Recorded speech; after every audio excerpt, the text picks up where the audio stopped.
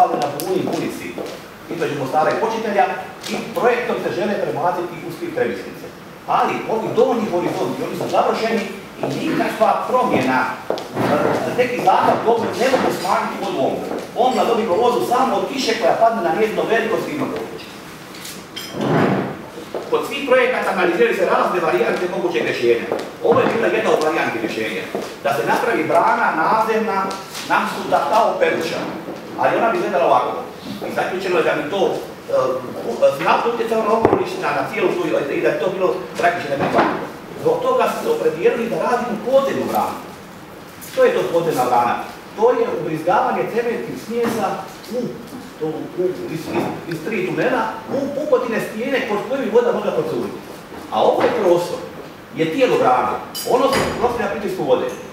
Kako to funkcionira u prirodi? Ovo su maksimalni nivoji podzemnih voda, ovo je daleko u Hercegovini. Ovo je približno 4 km.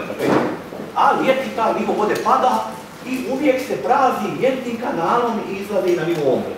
Ovaj kanal smo nabušili tu, on je na 130 metara ispod razine mora. Objekti su klasični. I to je ta ljepinska zavjesa. Dakle, iz 3 tunela bušite svaka 4 metra i ubrizgavate cementnu smjesu sa malim dodatkom gline, da bude elastičnije i time zatvarate pukotinu. Voda se hvata u tom prirodnom kanalu sa 3 velika bunara i usmjerava se prema strojarnici, preko preliva, preko krune brane ili ako želite isprazniti preko temeljnog izmosta. Posebno ovdje gradi se novi tunel za vodozapad Dubrovnika. Voda Dubrovnika pada će se tu, uzvodno od svih budućih objekata. Posebni tunel. Nije u sklopu objekta jer to je, čim se izgradi, bit će predan vodovodu na korištenje. Da li je negdje ovo već napravljeno? Pokažemo. Brana Grančarevo, preko 100 metara visoka. To je brana. Ali u njezinom podzemlju napravljena je podzemna brana, da bi se spriječilo procurivanje vode ispod temelja. Zašto je baš po ovoj konturi napravljeno? Zato što je ispod ove razine stijena zdrava, jedra i zdrava i ne propušta vodu. A ovaj prostor, i to je ta percepcija da je krš propustan. Da, ali samo u površinskom sloju. U dubljim slojima krš je kompaktan i jedan. Ovo pojednostavljeno, ovo vam je kao kamenolom na Braču. U tom projektu, vidite, to su bušotine, vorena zavjesa gdje se ubrizgavaju temeljne smjese da bi se zatvorile pukotine. Ono što je važno, ta brana otopila je izvore Trebišnice za 75 metara. Znači, u ovom prostoru ovdje uzvodno stvorene podzemne akumulacije. Prijetila je opasnost da ta voda se prelije prema izvorima Bregave. Ovo je jezero na 400 metara nadmorske visine, ovo polje je na 470, a izvori Bregave su na 110. A iz ovih ponora je dokazano da voda ide prema Bregavi.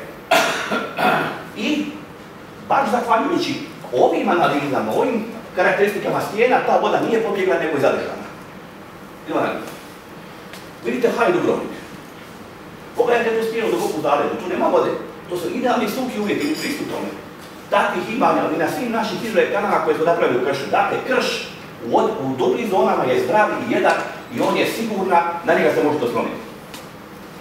U svijetu najviše se napravili Japanci. Oni su želeli sebi osigurati na svojim malim otocima i veći, bilo za vodoopskrbu, bilo za navodnjavanje. Dakle, vidite, oni isto koriste te karakteristike. Površina terena u dubljim zonama, nepropusni slojevi zdrave stijene i tu interpoliraju brane.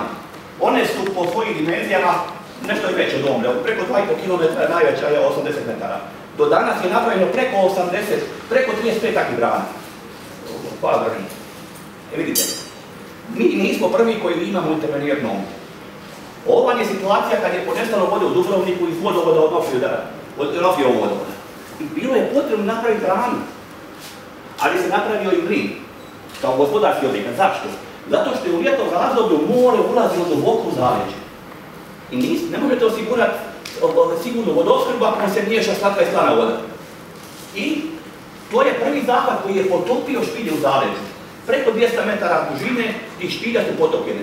I danas se voda može u Dubrovniku koristiti sigurno i nema miješanja baš zahvaljujući u ovom objektu. E sad vidite. Sad su u Dubrovniku drugi problemi. Nije problem mora, problem je onečišćenja koje dolazi iz slivnog područja. Evo vam karakteristična slika, ovo je bilo prije 2 godine. Dakle, kako se na ovo može utjecati? Da može, ako dislocirate, ako zahvat vode koji je danas na nivou mora podignete više, ova voda koja izlazi, ona je puna stalovinom čestica, ona je specifično teža. Ona je u dnu, a na 55 metara, 60 metara nadmorske visine imate bistru vodu i ako nju zahvatite, ovaj ste problem riješeni. Ne samo mutnoće, nego svih incidenata od danas za 50-100 godina koji će se u zaljevu dešavati. Oni će proći tim kanalima, iziće kroz turbinu, proći u more, ali se za točki gdje će se voda padati za Dubrovnik neće riješiti. I to je za Dubrovnik jedino rješenje da se... Dubrovnik u slivu se gradi Ivanica, gradi se grad. Pitanje samo vremena na kojem tempu će se napraviti. A i kako ćemo se protiv toga boriti? Jedino ovako. Vi ne možete napraviti filtre stanicu ako ne poznate što vam dolazi. A ovdje ono što dolazi svaki čas se mijenja. Onečišćenje je incidentno, periodično, ali nikad ne znate što će doći. Dugo se govorilo o tome da li je ona tehnički izvediva i da li je sigurna. Da li nju mogu potresi srušiti, da li ona izaziva potrese, da li ona izaziva nestabilnosti u široj zoni. Grupa eksperata, za koje je karakteristično da niko od njih nije sudjelovao u kreiranju i u dosadašnjim fazama razvoja projekta. To su profesori koji su napravili analizu sa 3 cilja. Prvo, kako će prirodna seizmičnost utjecati na objekte. Drugo, da li će ona sama po sebi takozvanu induciranu seizmičnost stvoriti uvjet da se stvaraju potresi u bližoj zoni ovdje i da li su objekti stabilni i da se mogu doprijeti svim ekstremnim seizmičkim silama koji se javljaju. Ti profesori su došli do zaključka da nijedan od oba tih elementa ne ugrožava projekat ovoga. Ona je moguća jer su takvi hidrogeološki uvjeti. Dakle, neće se izlizanje vode ona pobijeti prema susjednim slivovima, niti na onim mikroizvorima koji se javljaju poput NATO Fliša. Drugo, neće imati učinka na potres.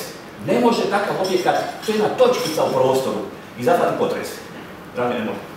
Potresi koji ruše Dubrovnik, koji su povijesti, ovi žuti su vam aktualni, ovi su gasi, ovi drugi su iz geološke prošlosti, povijesti, ne geološke, ali povijesti.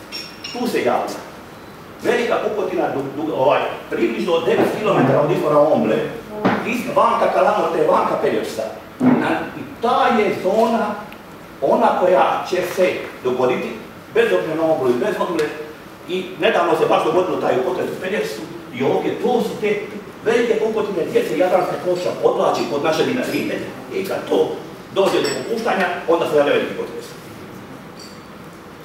Evo ga, osnovni zaključci, ona ne može utjecati na prirodnu seizmičnost. Nema nikakve utjecaje na uzroke jakih potresa. To su prirodne stvari koje su neovisne o bilo Ombli ili bilo nečem ljudskom djelovanju na površini terena.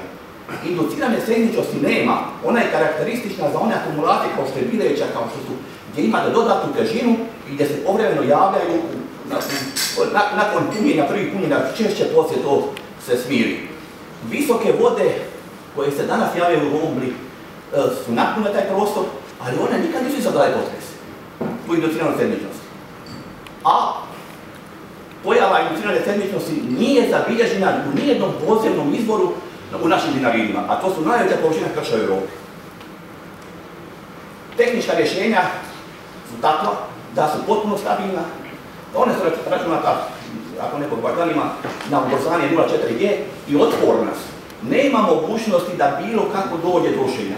Može biti nekakva diverzija, da neko nekad nešto pokuša, ali ako bi se kada dogodilo, onda nema poplavnog vala koji će potopiti rijeku Dubrovačku, nego će voda nastati teći kao što danas teče kad je velika voda Omble.